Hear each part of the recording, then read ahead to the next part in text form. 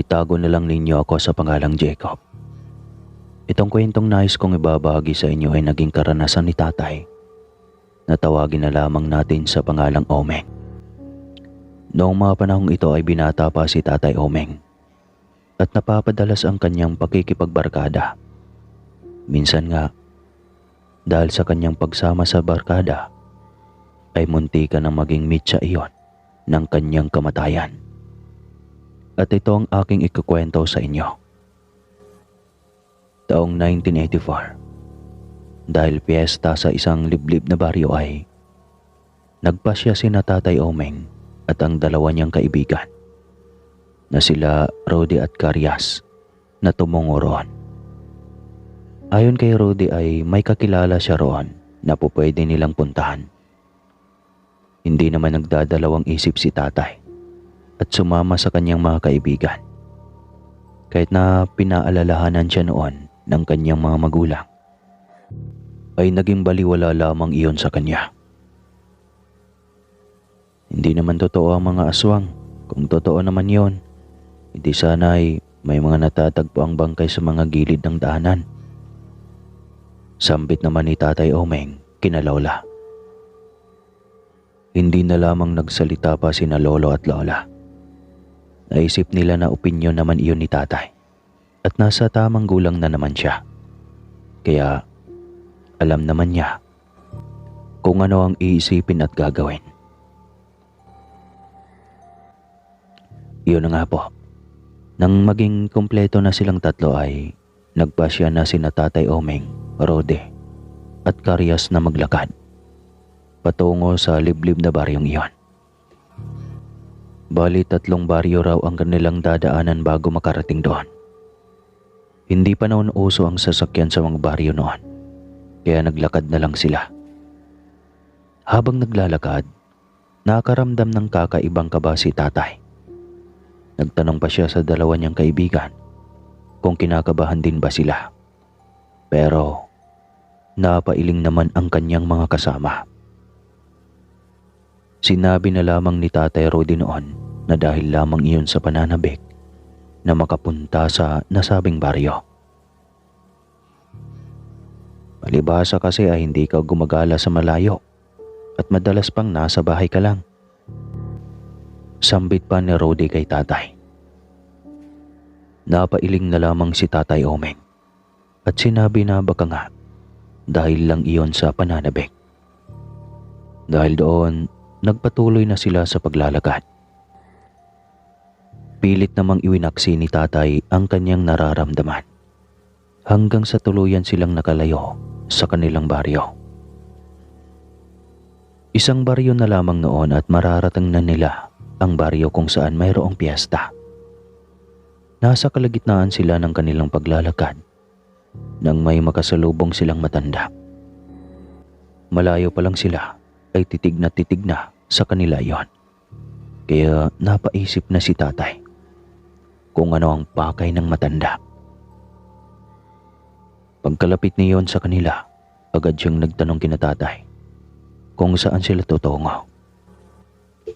Hindi naman sila nagatubili at sinabing gagala sila at makikipesta sa kabilang baryo. Pagkatapos nilang wikain ang mga katagang iyon, agad na namulagat ang mga mata ng matanda. Nagtanong pa ito kung kaninong bahay sila tutungo, kaya si Rodi na ang sumagot sa kanya. Pagkasabi naman ni Rodi kung kaninong bahay sila tutungo, kita raw ni tatay na parang nagulat ang matanda.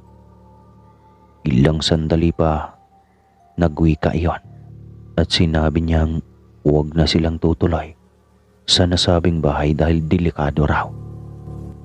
Napakunot noon naman sina tatay at agad na nagtanong kung ano ang dahilan at nasabi niya iyon. Napabuntong hininga pa ang matanda at napatitig sa kanila. Parang sinusukat at inaalam niya kung maniniwala ba sila sa kanyang sasabihin. Dumaan ang ilang saglit at doon na nagsimulang magsalita ang matanda. Mga aswang ang nakatira roon. Mas maigi kung huwag na kayong pumunta roon dahil baka mahawa pa kayo sa kanila. Napailing naman noon si Rode at bahagyan niyang tinawanan ng sinabi ng matanda sa kanila. Napatingin si Tatay Oming noon kay Karyas at nang makita niyang seryoso ang mukha nito, hindi na rin siya umimik pa. Matapos sabihin ng matanda ang mga nais niyang sabihin kina Tatay, nagpaalam na siya na aalis na.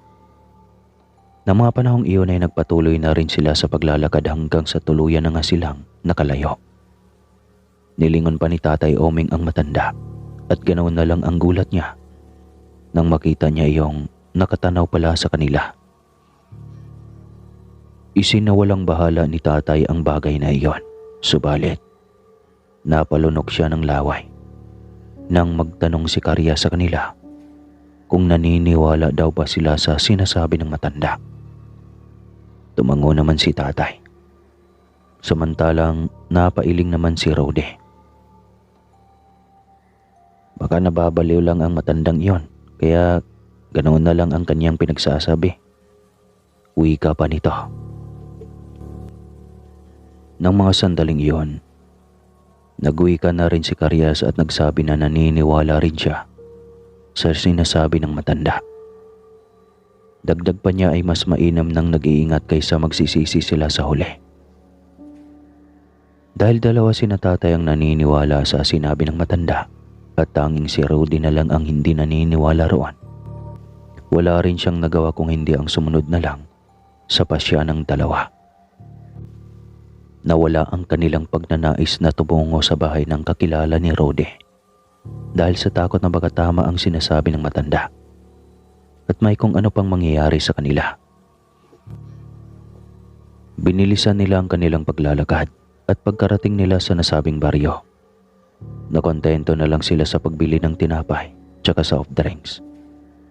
Iyon ang naging pantawid gutom nila sa araw na iyon. Mabuti na lang, may mga palabas sa nasabing na iyon, kaya hindi na sayang ang pagpunta nila roon. Mga bandang 1:00 ng hapon ay nagsimula na ang kanilang palabas. May mga paligsahan at tagisan kasi ng talento, kaya nawili sina Tatay sa panonood.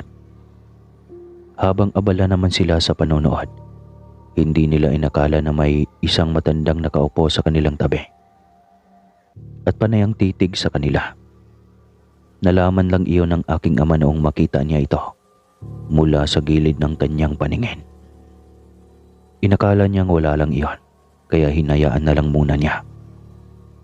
Ilang sandali pa, mas umusog pa ang matanda at nang mapalingon na silang tatlo, doon na siya nagsalita.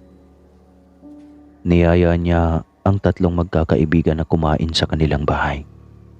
Sinabi pa nito na parang matamlay daw sila at parang hindi nakapagpananghalian. Nang wikain niyo ng matanda ay nagkatitigan ang magkakaibigan. Ayaw sana ni Tatay Oming dahil masama ang kutob niya sa matanda. Isa pa ay hindi naman nila kilala yon. Subalit nagawang hikayatin ng matanda sina Rudy at Karyas. Dahil doon ay wala na ring nagawa pa ang aking ama, kundi ang sumama sa kanila. Naunang maglakad ang matanda noon, samantalang silang tatlo naman ay nasa likuran lang nito at nakasunod. Habang naglalakad daw sina Tatay ay panay ang titig sa kanila ng mga tao. May iilan pang araw na sinisinyasan sila na huwag sumama sa matanda. Pero parang may humihila raw sa kanilang enerhiya. Kahit na anong gawin ni Tatay ay hindi siya tumitigil sa pagsunod sa matanda. Hanggang sa tuluyan silang makarating sa isang lumang bahay na nasa tabi ng kawayanan. Napalingalinga siya at nalaman ni Tatay Oming na wala palang kapitbahay ang nasabing matanda. Dinala sila ng matanda sa loob ng bahay nila at pagkapasok pa lang ng aking ama, tumambad na raw sa kanya ang malansang samyo ng bahay. Iginala niya ang kanyang paningin sa loob at wala siyang nakitang ibang gamit doon. Nakaramdam na ng kaba si Tatay Oming at ninais niyang yayain ang dalawa niyang kaibigan na umalis na lang roon. Subalit, hinila sila ng matanda papasok sa kusina. Pagkarating naman nila roon, namulagat ang mga mata nilang tatlo dahil napakaraming handa ng matanda at ang halos lahat ng naroroon ay lutong karne. Sinabihan sila ng matanda na kumain muna bago bumalik sa plaza. Kaya kumuha sila ng kani-kanilang pinggan. Noong mga panahong iyon, medyo nag-alangan si tatay. Pero ramdam niya rin ang gutom noon. Kaya kumain din siya. Pero mga gulay lang ang inilagay niya sa kanyang plato. Hindi niya pinansin ang mga karning nakahain. Samantalang ang dalawan naman niyang kaibigan ay iyon ang nilantakan. Napansin ng matanda na hindi kumakain ng karne si Tatay Omeng. Kaya tinanong niya ito kung bakit hindi niya tinikman ang mga karne. Sinabi pa ng matanda na malambot ang karne dahil matagal daw niya itong nilaga. Napailing na lamang noon si tatay at sinabihan ng matanda na hindi siya kumakain ng kung anumang karne. Ngiti lang ang itinugo ng matanda at napatitig sa kinakain ni tatay. Habang nasa ganoong silang sitwasyon, naglakas ng loob si Rodi na magtanong sa matanda kung bakit marami itong handa, gayong wala naman siyang bisita. Tanging pagngiti lang ang naisagot ng matanda. Pero nang lumaon ay nagwika na rin iyon. Mamayang gabi pa sila darating. Mula kasi sila sa kabilang bayan. Napatango na lang si Rode at ipinagpatuloy ang kanyang pagkain. Nang mga sandaling iyon, tapos na sa kanyang pagkain si tatay. Kaya inilagay niya sa isang tabi ang kanyang pinggan. Noon din, nagpaalam siya sa matanda na maiihi muna siya sa labas. Itinuro naman ng matanda ang pintuan ng kanilang kusina patungo sa labas. Kaya lumabas na si Tatay Omeng. Pagkalabas ni tatay, nakaramdam kaagad siya ng kaba. Kung nang pagkapasok nila sa bahay ng matanda kanina ay masangsang na ang amoy sa paligid, mas dumoble pa ang amoy noong nasa likod bahay na si tatay. Dulot ng kanyang pagkakuryoso at pagnanais na malaman kung ano ang dahilan ng mabahong amoy roon, hindi muna siya pumasok sa bahay ng matanda. Naglakad pa siya at naghanap ng posibleng pagmumula ng amoy hanggang sa may makita siyang malaking bangaroan. Napakunot-noo si tatay dahil parang hindi naman pinapansin ang nasabing bangaroan. Kadalasan daw kasi ang ganoong kalaking banga ay iniimbakan ng tubig. Bakit kaya nariyan iyan sa likod ng bahay? Sambit ni tatay. Sinipat iyon ng maigi ng aking ama at nagulat siya nang makitang may bakas ng dugo roon. Dulot pa ng kanyang pagkakuryoso ng mga sandaling iyon. Nilapitan niya pa ang nasabing banga. Nang tuluyan siyang makalapit doon, napatakip na siya ng kanyang ilong. Halos masuka siya at nang mga panahong iyon, ay nakumpirma niyang sa bangang iyon nga nagmula ang mabahong amoy. Halos ilabas na ni tatay ang kanyang kinain dahil sa pandidire. Pero pinigilan niya ang kanyang sarili upang hindi siya makagawa ng ingay at para hindi siya mabisto. Habang nakatakip noon ang kanyang ilong gamit ang isang kamay, marahang binuksan naman ni tatay ang banga gamit ang isa pa niyang kamay. Dahan-dahan niyang ginawa yon. At tuluyan siyang nasuka dahil kahit nakatakip na ang kamay niya sa kanyang ilong, ay parang nanunuot pa rin ang mabahong amoy na nagmumula roon. Hindi alam ni tatay kung ano ang laman ng banga, kaya sa halip na dukutin iyon para malaman, naisipan niyang kumuha ng patpat. At iyon ang ginamit niya para sundutin ang nasa loob. Nang makita na siya ay agad niyang ginamit iyon para alamin kung ano ang laman ng banga. Halos mapasigaw na lang si tatay noon nang pagkakuha niya ng patpat na sinundot niya sa loob ng banga ay may sumamang bituka. Napaduwal na si tatay ng mga sandaling iyon dahil agad niyang naisip na hindi iyon bituka ng hayop Alam kasi niya na kung bito ka man iyon ng baboy, ay tiyak na ginawa ng dinuguan ka agad. Nagkaroon ng katob si tatay kung bito ka ng ano iyon. Kaya tinawag niya ang kanyang dalawang kaibigan at sinabihang bumaba sa bahay ng matanda. Dahil sa pagsisigaw naman ng aking ama, napadungaw na sa bintana ang matanda tsaka sina Rode at Karyas. Kita ni tatay ang galit sa mga mata ng matanda at maging ang gulat dahil hindi nito inasahan ang nangyari. Noon din, kahit na nag-aalangan si tatay ay sinubukan niyang itumba ang banga. Subalit nang akmang gagawin niya iyon, malakas na napasigaw ang matanda sa kanya. Sinabi nito na nasa oras na gawin ni tatay ang nasabing bagay, ay hindi na sila makakaalis ng buhay sa lugar na iyon. Subalit habang nagsasalita ang matanda ay nakita niyang naghahanda si Rode na parang may kung anong nais gawin. Dahil doon, kahit na may pag-aalinlangan man noon, ay itinumba ni tatay ang banga at hinayaang lumabas doon ang kung anumang inimbak ng matanda. Pagkalipas ng ilang sandali ay tumambad sa kanila ang mga bituka at tatay na alam nilang mula sa tao. May nakita pa silang mga daliri roon at tainga, kaya hindi na nakatanggi pa ang matanda. Susugurin pa sana nito sina Rode at Karyas, subalit naging mabilis ang kanilang paggalaw at nagawa nilang pigilan ang matanda. Noong mga panahong iyon ay hinawakan ni Rode ang matanda, samantalang si Karyas naman ay sinubukan niya itong sakalin. Subalit nang makita ni tatay na parang hirap na hirap ang matanda sa paghinga, sinabihan niya ang dalawa na hayaan na lang ito. Ang sabi pa niya ay tiyak daw na mananagot sila at matutuntun sila kung may masamang mangyayari sa matanda dahil marami ang nakakita sa kanilang tatlo na sumama sa nasabing matanda. Ayaw pa sana noon ni Karyas na bitawan ng matanda. Sinabi niya pa na patayin na lang daw iyon dahil isa siyang aswang. Dahil doon ay sinigawan na siya ng aking ama at sinabihan na kapag ginawa niya iyon, si tatay mismo ang magsusuplong sa kanya sa mga pulis.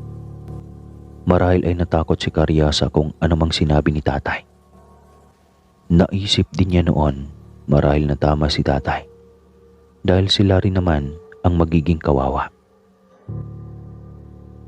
Sinabihan na lang sila ni tatay na mas mainam kung uuwi na lang sila bago pa tuluyang dumilim ang paligid.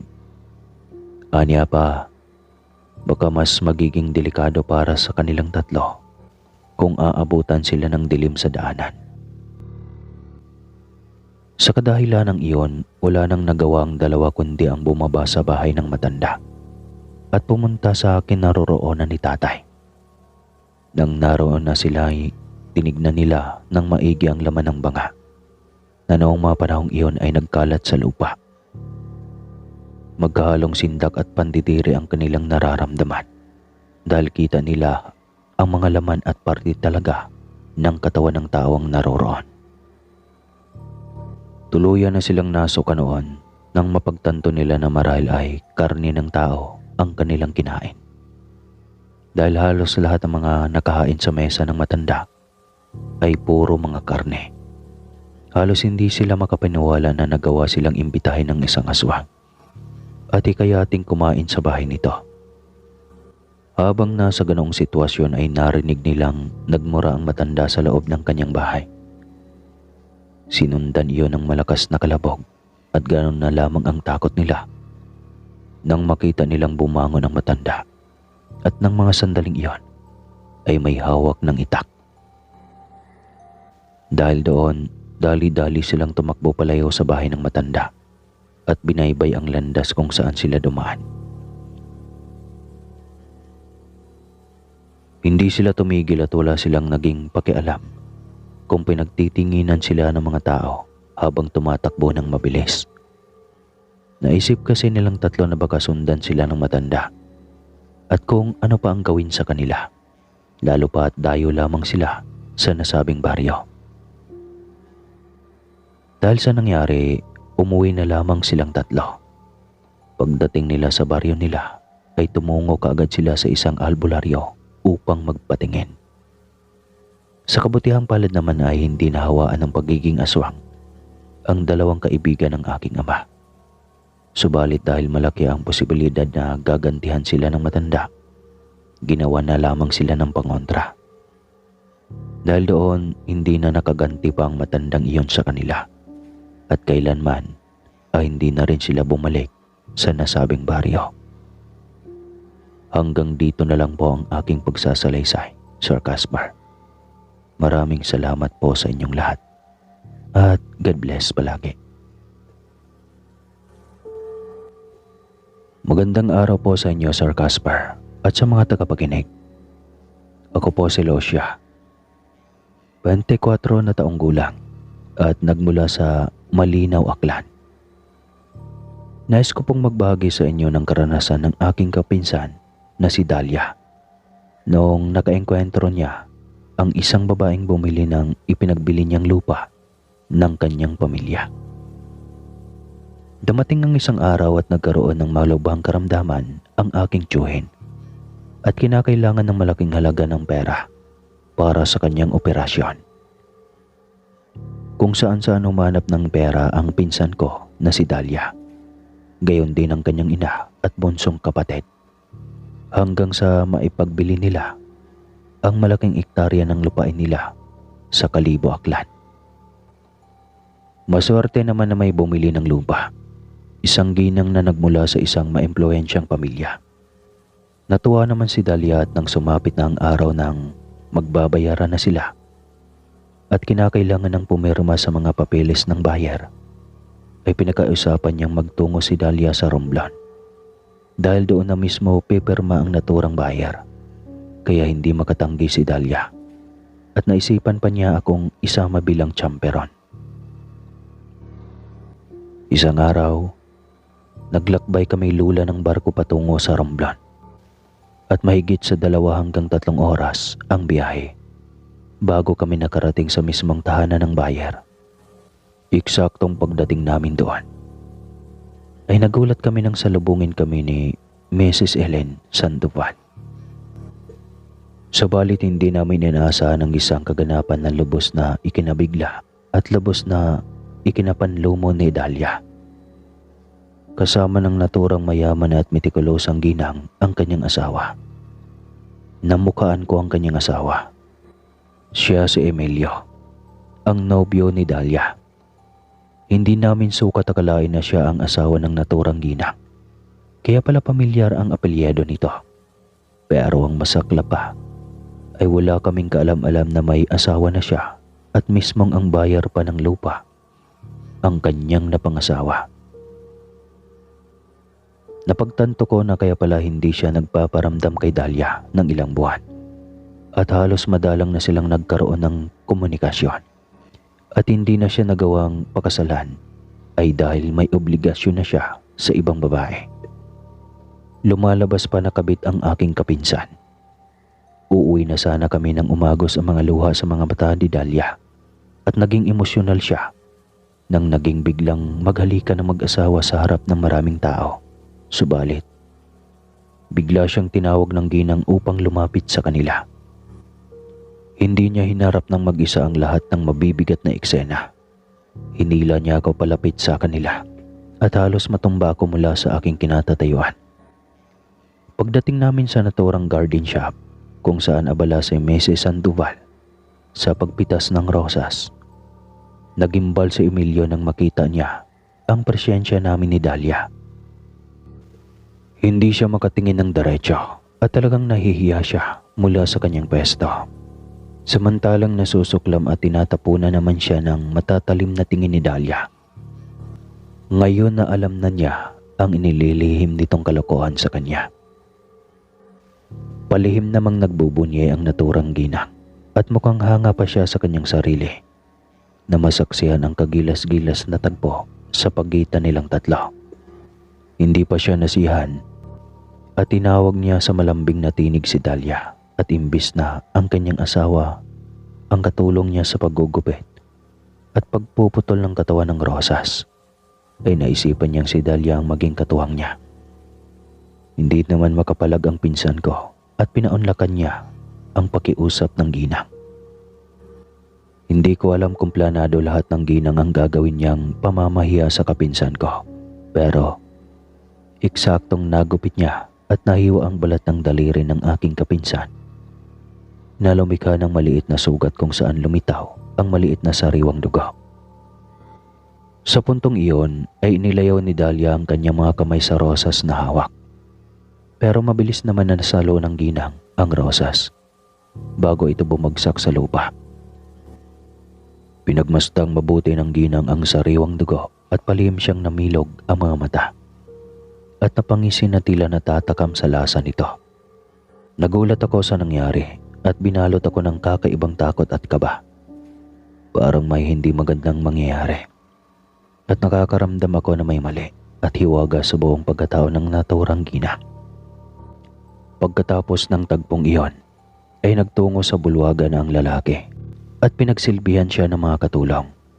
Samantalang sinamahan naman kami ni Mrs. Sandoval sa maliit na silid upang magamot ang sugat ni Dahlia.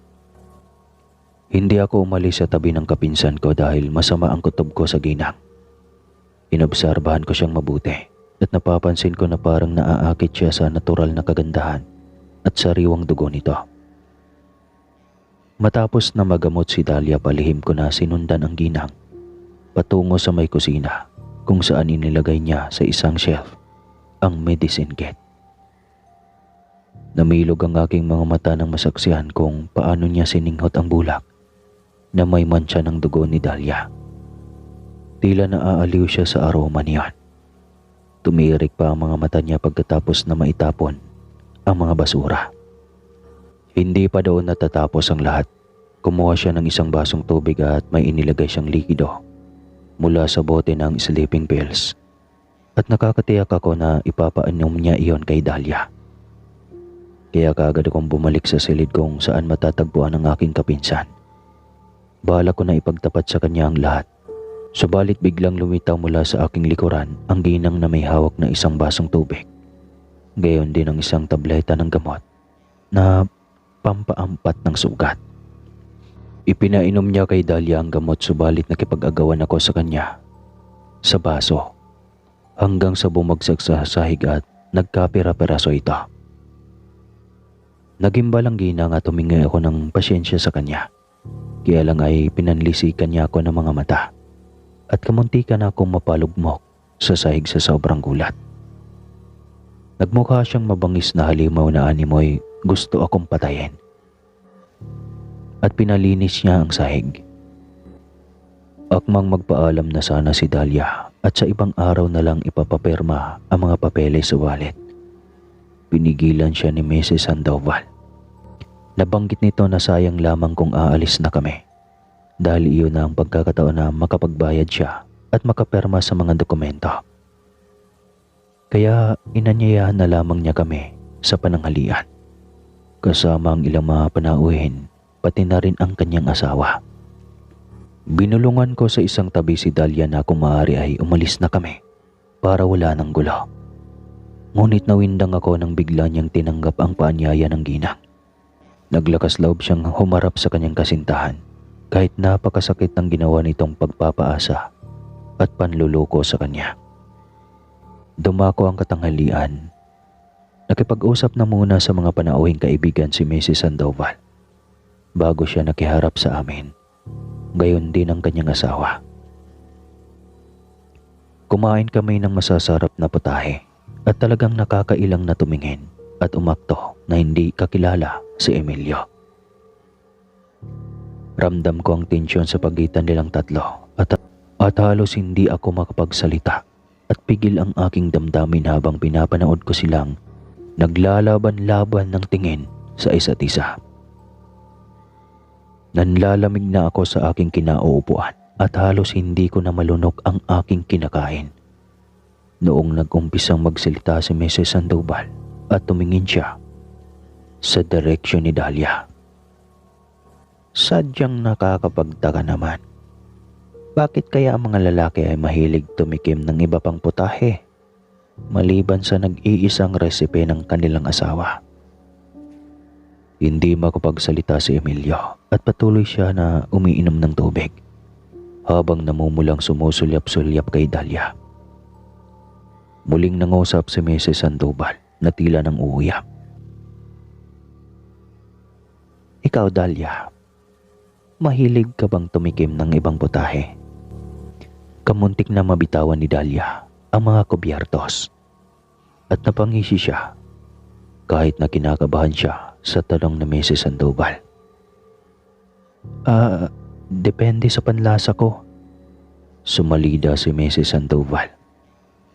So, tumitikim ka pala ng putahe na pagmamay-ari ng iba. Sa putong iyon ay hindi nakasagot si Dahlia. Pero nang humalakhak ng pagkalakas-lakas si Mrs. Sandoval at tila nahuli niya sa sariling dila ang aking kapinsan. Pinakatitigan siya ni Mrs. Sandoval at nang makasigurado siya sa kanyang mga nakita ay tsaka siya muling nagsalita. Kung kasing bata mo ako at kasing ganda mo, sigurado kung hindi ako ipagpapalit ng aking asawa sa ibang babae. Tama ba ako, Emilio? Pangiti-ngiti niyang tinignan ng mabuti ang kanyang asawa. Ano ka ba? Siyempre hindi, kasi hindi ka naman kapalit-palit. Tugon ni Emilio na nahihirapang tumingin sa mga mata ni Dahlia. Hinarap ni Dahlia ng tingin sa Emilio. At halos hindi makapagsalita ang lalaki sa sobrang kakahiyan. Pagkatapos ng mahabang sandali ay hindi na sila nag-usap o nagkibuan. Hinintay naming matapos ang pananghalian at nagsimula ng pumirma sa mga dokumento at nagbigay na rin ng bayad sa Mrs. Sandoval. Kasunod niyon ay nagmamadali na kaming nagpaalam at nagpasalamat sa kanyang kabutihan. Ipinaliwanag namin sa kanya na kinakailangan naming bumiyahe upang makahabol kami sa schedule ng pag-alis ng barko dahil ayaw naming abutan ng gabi dahil wala kaming matutuluyan.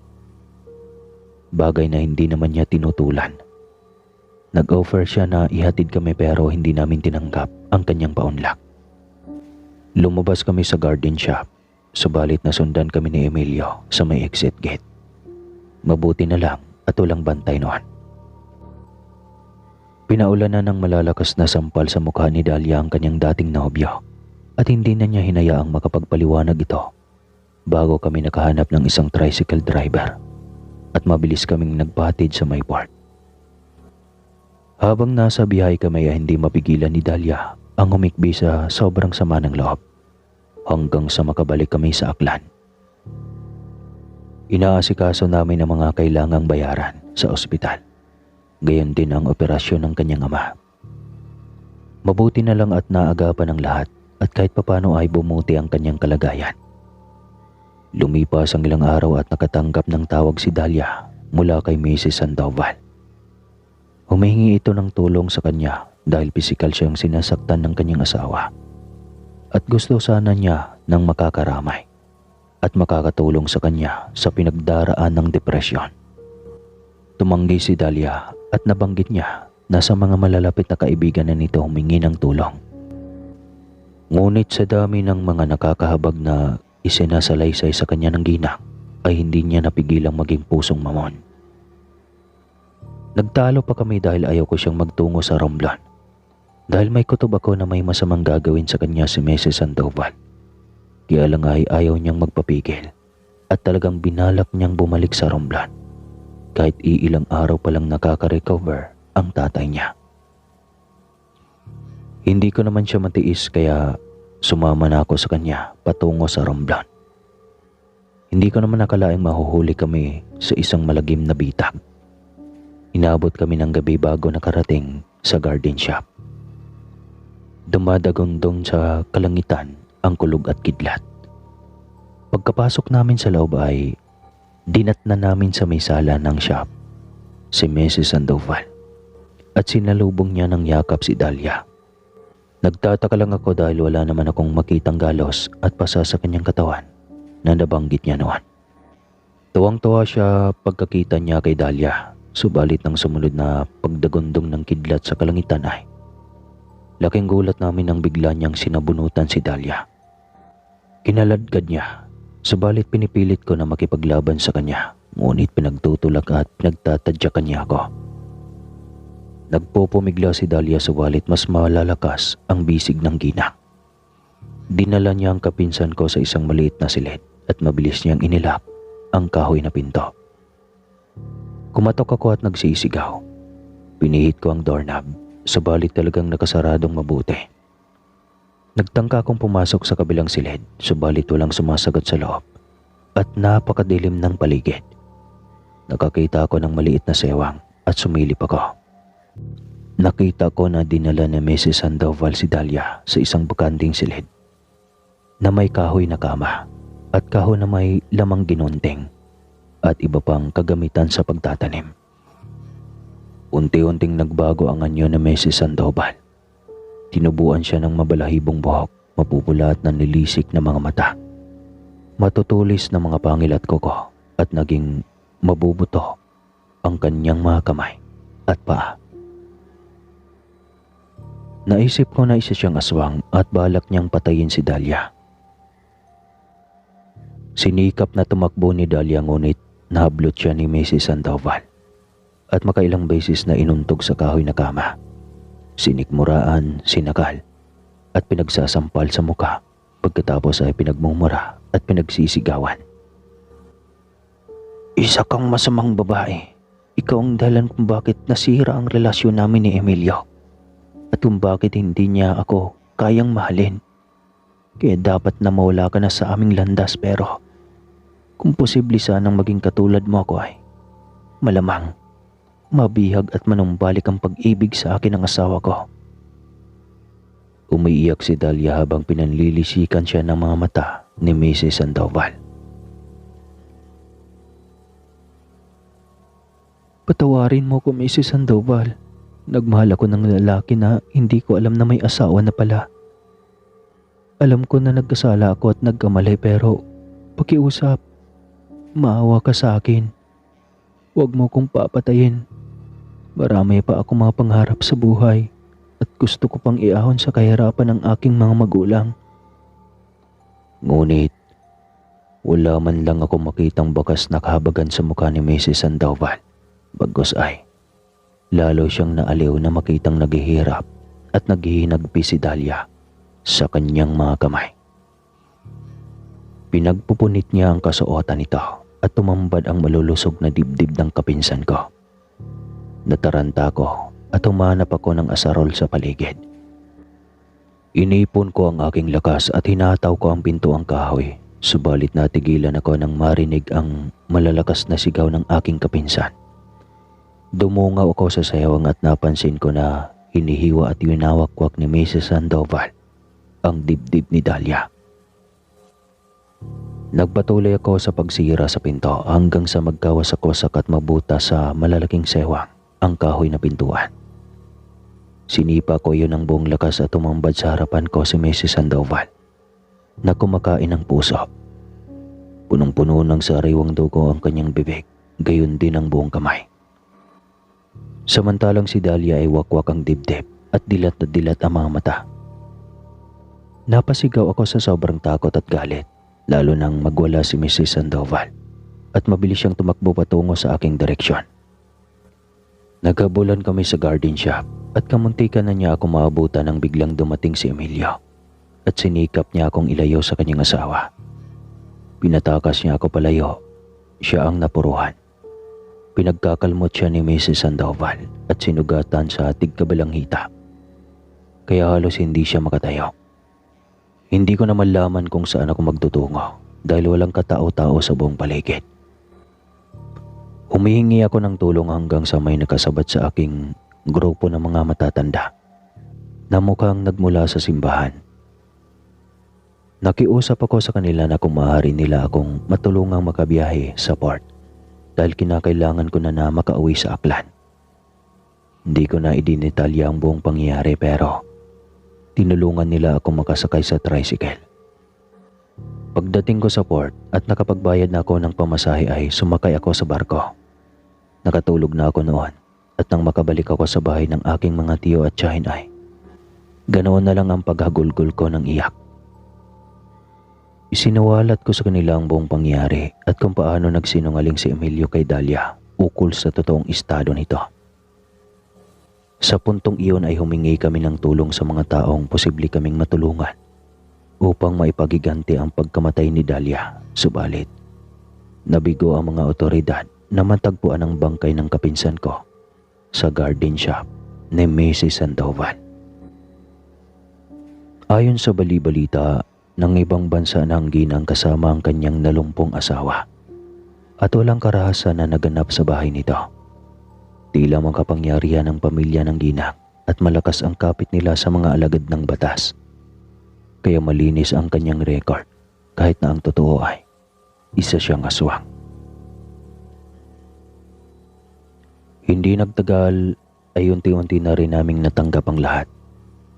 Ipinagdarasal namin sa tuwina ang kaluluwa ni Dalia at kahit masakit ang naging trahedya sa buhay niya, ay binaon pa rin namin ang masasayang alaala na nakapiling namin siya. Hanggang dito na lang po ang kwento. Maraming salamat po sa inyong pakikinig. Wala na akong boses kasi grabe yung paos ko talaga.